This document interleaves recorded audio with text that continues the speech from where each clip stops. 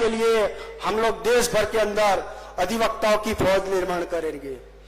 साथियों, बामसेफ राष्ट्रीय स्तर पर हमारे संविधान बचाने हेतु, संविधान में दिए अधिकार बचाने हेतु कार्य कर रहा है। जिस अधिकारों से हम लोग बुद्धि वर्ग पैदा हुए, आज समाज के अंदर कम संख्या में आंदोलन के साथ सहायक रूप में अधिवक्ता, डॉक्टर, प्रोफेसर, इंजीनियर दिखाई देते हैं।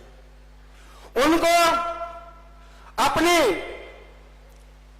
जवाबदारी को समझना चाहिए। जिस समाज ने हम लोगों को हक अधिकार दिए हैं, उस हक अधिकार बचाने की नैतिक जिम्मेदारी हमारी भी है। साथियों, ये आप लोगों ने मुझे ध्यान से सुना, इसलिए धन्यवाद। मैं अपनी बात को यहां पूर्ण करता हूं। जय मूल्यवासी। धन्यवाद रणवीर साहब। अगले वक्ता के रूप में मैं आमंत्रित करना चाहता हूं माननीय एडवोकेट चौकड़ायत साहब, जो कि कार्यकारी अध्यक्ष है इंडियन लीगल प्रोफेशनल एसोसिएशन के। आप डायस पर आइए और विषय के संदर्भ में बात रखिए।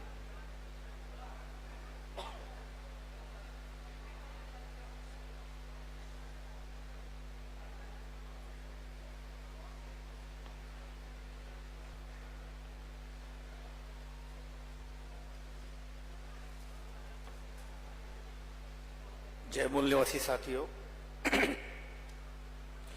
आज आखिरी सत्र में आपने मेरे को बोलने का मौका दिया। पहले भी मौका दिया था 2 बार, लेकिन मैं कुछ चीजें नहीं बोल पाया था। मेरा आपसे सभी से एक अनुरोध है कि यहाँ पर जितने भी बोलने के लिए जो आते हैं वक्तागण, वो फील्ड से जुड़े हुए अनुभवों के आधार पर बोलते हैं। मेसराम साहब खड़े होते हैं तो सब लोग आते हैं, अच्छी बात है, लेकिन औरों को भी सुनना चाहिए। वो फील्ड के अनुसार काफी अच्छा बोल सकते हैं। ये आपके जीवन के लिए अनुभव की बातें होती है, इनको आप इग्नोर ना करें।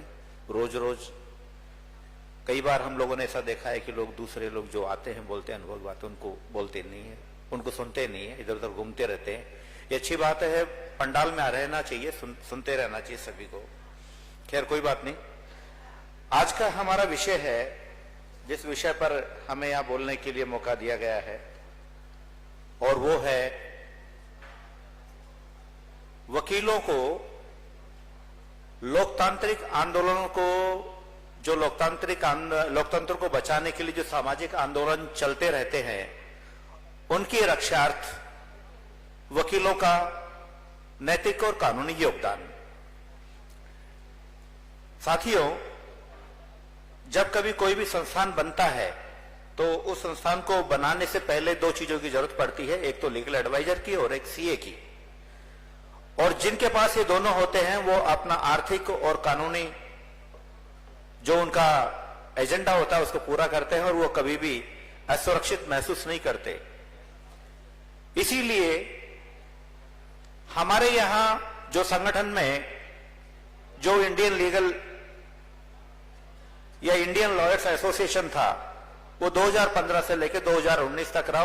2019 के बाद इसका नाम इंडियन लीगल प्रोफेशनल एसोसिएशन कर दिया गया, क्योंकि सिर्फ इसमें लॉयर्स ही नहीं है, कानून से संबंधित, कोर्ट से संबंधित जो भी होते हैं, रीडर है, एडवोकेट है, जज है, चाहे उनके स्टाफ के, उन सभी को इसमें शामिल किया गया। यहां तक कि जो कानूनी छात्र हैं उनको भी इसमें शामिल किया गया है, ताकि इसका एजेंडा और इसका विस्तार अच्छे से किया जा सके, और जो आईएलपीए में आने वाले एडवोकेट है उनकी संवैधानिक सोच, उनकी समझ, बुद्धि और ज्ञान, उनका विस्तार कॉलेज लेवल से ही शुरू किया जा सके। इसलिए इसको बनाया गया है। आईएलपीए कोई ऐसा कोई संगठन नहीं है जिसमें कुछ एडवोकेट्स आए और अपनी नेतागिरी चमकाएं, या कोई यहां पर नेता बन करके वकीलों के वोट्स को या उनके नेतागिरी को मोबिलाइज कर सके, ऐसा कोई संगठन नहीं है।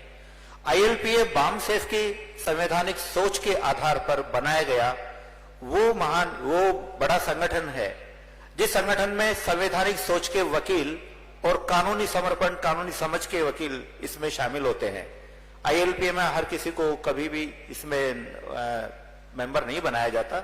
सबसे पहले उसको बामसेफ भारत मुक्ति मोर्चा की संवैधानिक आइडियोलॉजी को उसको बता करके ही उसको शामिल किया जाता है, ताकि यदि वो किसी पद पर है तो वो अपने पद का दुरुपयोग या गलत इस्तेमाल ना करे।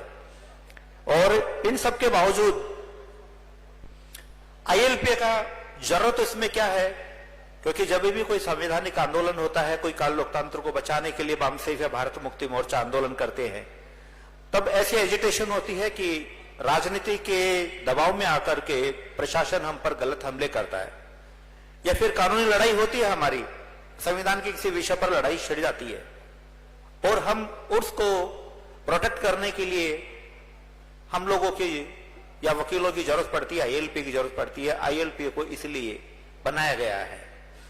और आईएलपीए भारत मुक्ति मोर्चा और बामसेफ जितने भी ऑफशूट विंग्स हैं, इन सभी की लीगल एडवाइजिंग का काम देखता है। डिस्ट्रिक्ट कोर्ट से लेकर हाई कोर्ट तक जो इसके कार्य होते हैं उनको देखता है, और इनकी आइडियोलॉजी पर चलने वाला इन्हीं का एक ऑफशूट विंग है।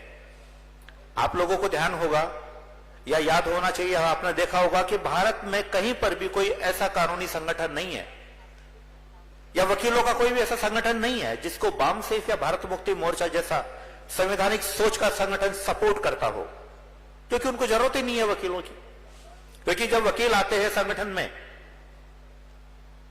या संगठनों में होते हैं वकीलों का संगठन, या जिन संगठनों में वकीलों के संगठन होते हैं, वो लोग उन वकीलों को सिर्फ वहां तक ही रखते हैं, इस्तेमाल करते हैं कि उनका कार्य सिर्फ वहीं तक चलता रहे और उनका जो भी असंवैधानिक उद्देश्य उनका पूरा होता रहे। लेकिन बामसेफ में ऐसा नहीं है। बामसेफ में आईएलपीए का जो संगठन बनाया गया है वो संवैधानिक उद्देश्यों को पूरा करने के लिए, विशेष तौर से एससी, एसटी, ओबीसी और माइनॉरिटी के हकों और अधिकार के लिए जो लोकतांत्रिक उद्देश्य होते हैं उनको पूरा करने के लिए जो आंदोलन होते हैं, जो अधिवेशन होते हैं या जो भी कानूनी कार्रवाइयां होती है, उनको सुचारू रूप से देने के लिए इसको बनाया गया है। आईएलपीए का जो अब तक का योगदान रहा है उसमें योगदान में आपको मैं बता देता हूं। आईएलपीए ने पिछले साल ही 2 अक्टूबर 2022 को यही नागपुर में दूसरा राष्ट्रीय अधिवेशन किया था। उस राष्ट्रीय अधिवेशन की सफलता के बाद तीसरा राष्ट्रीय अधिवेशन इसी साल 10 दिसंबर को हैदराबाद में हो चुका है। पिछले साल हमारे यहाँ पर जो एडवोकेट्स की संख्या थी वो करीबन 700 के आसपास थी और अब की बार हैदराबाद में करीबन 850 के आर पार गई। वो थोड़ा सा और बढ़ सकता था, लेकिन राजस्थान और कुछ राज्यों के अंदर एंड टाइम पर उसी पर आईएलपीए के जो लोकल बार एसोसिएशन थी उनके चुनाव आ गए और 25 नवंबर को असेंबली के भी चुनाव थे। इस वजह से थोड़े से वकील वहां पर, कुछ लोग वहां पर नहीं जा पाए, इसलिए तादाद थोड़ा सा वहां पर और बढ़ सकती थी जो बढ़ नहीं पाई। अब मैं बताता हूं कि वकीलों के प्रति सामाजिक जिम्मेदारी समाज की भी है। हम लोग वकीलों से एक्सपेक्ट करते हैं कि वकील सामाजिक जिम्मेदारी नहीं निभाते, लेकिन समाज को भी उनके प्रति जिम्मेदारी निभानी चाहिए। आपको पता है कि आप लोगों के पास जितना भी लीगल वर्क होता है वो सारा लीगल वर्क उन वकीलों के पास चला जाता है जो वकील आपके सामाजिक या संवैधानिक अधिकारों के लिए बात तक नहीं करते। आप उनको काम देते हो, आपके जेब से लिया हुआ पैसे से वो आपके विरुद्ध जब कोई भी अलोकतांत्रिक या असंवैधानिक काम होता है तो वो चुप रहता है।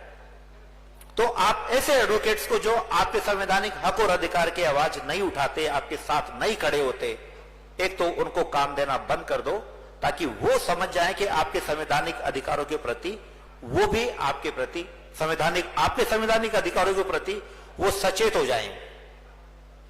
दूसरी बात क्या है कि समाज के प्रति वकीलों की भी जिम्मेदारी है।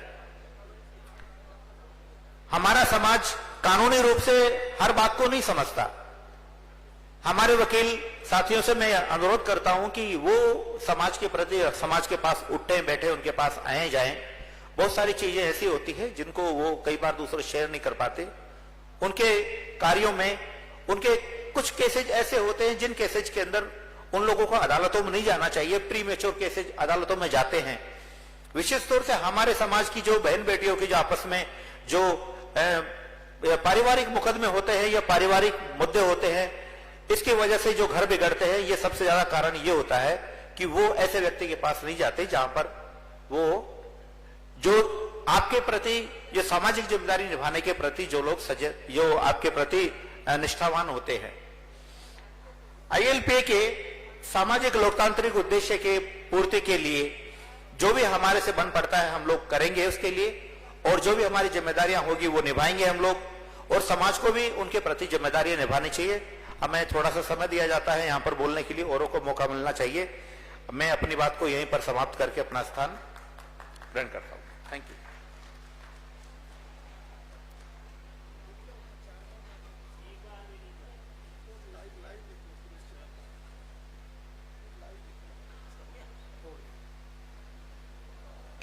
जनाब हिजबुल रहमान साहब,